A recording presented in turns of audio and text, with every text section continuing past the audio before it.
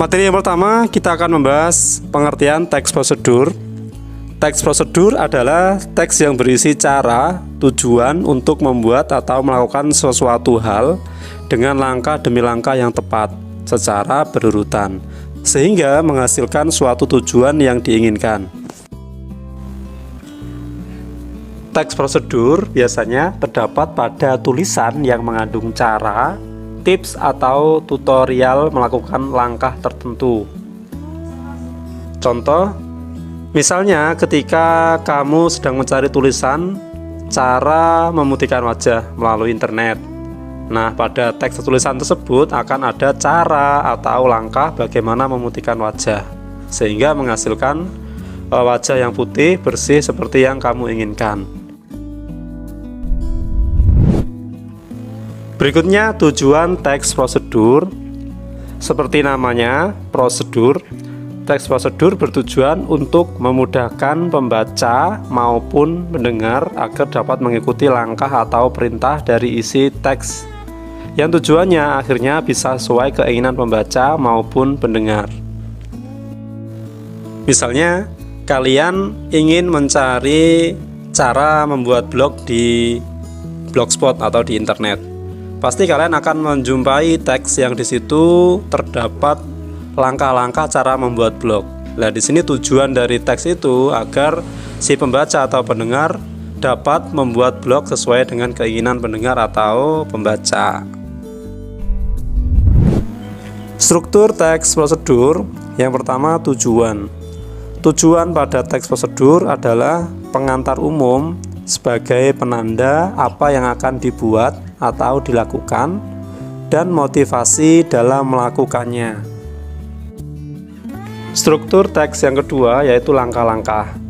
Langkah-langkah berisi langkah-langkah atau cara-cara melakukan sesuatu dengan urut secara bertahap. Dan struktur yang ketiga, penegasan ulang atau penutup, yaitu berisi penekanan pada keuntungan dan ucapan selamat melakukan sesuatu.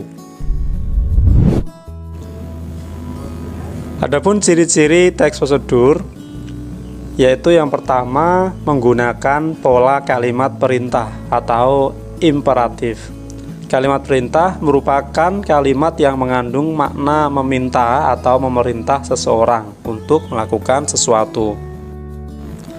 Contoh, tolong matikan keran air itu. Jangan membuat ribut anak-anak. Saya minta kerjakan tugasmu tepat waktu. Berikutnya, menggunakan kata kerja aktif. Kata kerja yang memberikan suatu tindakan kepada objeknya. Misalnya, menyiram, membungkus, melempar, dan lain-lain. Berikutnya, menggunakan kata penghubung atau konjungsi untuk mengurutkan kegiatan. Kata penghubung yang menyatakan waktu kegiatan yang hadir dan bersifat kronologis. Contohnya, selanjutnya, berikutnya, kemudian, lalu, setelah itu. Berikutnya, menggunakan kata keterangan untuk menyatakan rincian waktu, tempat, dan cara yang akurat. Contoh, ibu mengiris lobak menggunakan pisau tajam. Intan menyiram bunga dengan tangki air miliknya. Aku harus pergi ke rumah paman sekarang. Selanjutnya kita mempelajari macam-macam teks prosedur. Teks prosedur memiliki 3 macam jenis, diantaranya teks prosedur sederhana, kompleks, dan protokol. Yang pertama, teks prosedur sederhana, yaitu teks yang berisi langkah-langkah sederhana yang biasanya hanya 2-4 langkah saja dalam melakukannya. Contohnya, cara login Facebook. Yang kedua, teks prosedur kompleks. Teks prosedur kompleks yaitu teks yang berisi banyak langkah dalam melakukannya. Contohnya, cara membuat sambal balado. cara mengajukan pembuatan kartu SIM, cara memperpanjang STNK, dan prosedur pembuatan KTP.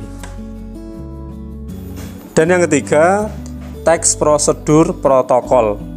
Teks prosedur protokol adalah teks yang pada setiap langkahnya bisa diubah, tidak harus runtut. Walaupun berubah, tetapi hasil akhirnya tetap sama.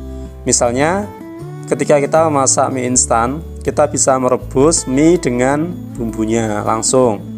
Atau kita merebus mie dulu, baru setelah matang kita beri bumbu. Berikutnya, kaidah kebahasaan teks prosedur. Teks prosedur memiliki kaidah kebahasaan diantaranya konjungsi temporal, kata imperatif, verba material dan tingkah laku, partisipan manusia, bilangan penanda, kalimat interogatif, dan kalimat deklaratif. Kaidah kebahasaan yang pertama, kalimat imperatif. Kalimat yang mengandung perintah. Fungsinya ialah untuk meminta atau melarang seorang untuk melakukan sesuatu. Berikutnya kalimat deklaratif. Kalimat yang berisi pernyataan. Fungsinya ialah untuk memberikan informasi atau berita tentang sesuatu. Berikutnya kalimat interogatif. Kalimat yang berisi pertanyaan. Fungsinya ialah untuk meminta informasi tentang sesuatu. Dan berikutnya konjungsi temporal. Konjungsi temporal merupakan kata penghubung yang berhubungan secara kronologis dengan waktu dan kejadian dari kedua peristiwa yang memiliki keterkaitan. Misalnya setelah ini, kemudian, lalu, sesudah itu, selanjutnya, sebelum itu, dan lain-lain. Berikutnya verba material dan tingkah laku. Verba material adalah perbuatan yang mengacu pada tindakan, seperti potonglah ubi itu, masukkan air ke dalam wadah.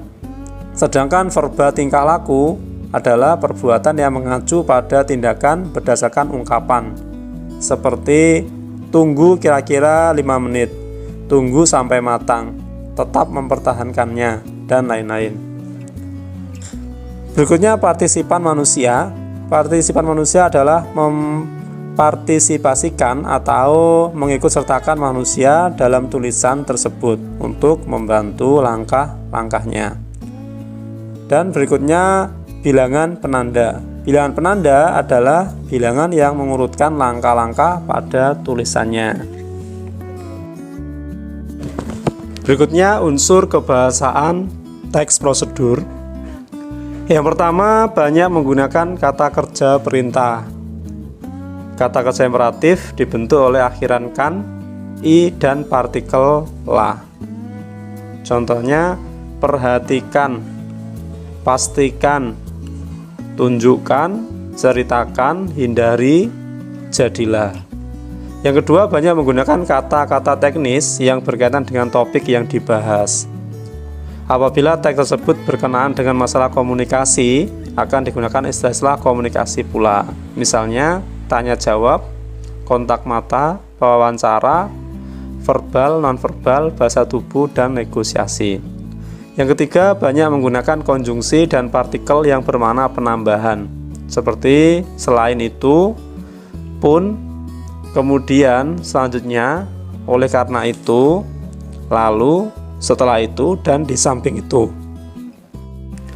Banyak menggunakan pernyataan persuasif.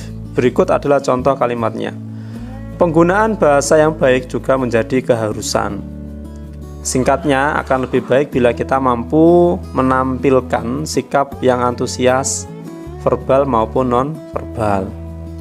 Yang kelima, apabila prosedur itu berupa resep dan petunjuk penggunaan alat, akan digunakan gambaran terperinci tentang benda dan alat yang dipakai, termasuk ukuran, jumlah, dan warna.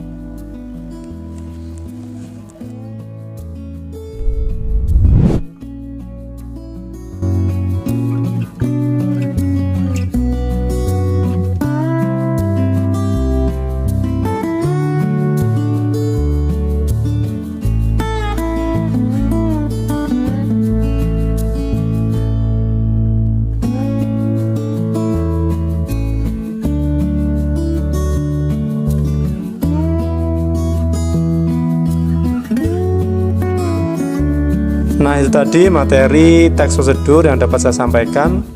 Kurang lebihnya saya mohon maaf.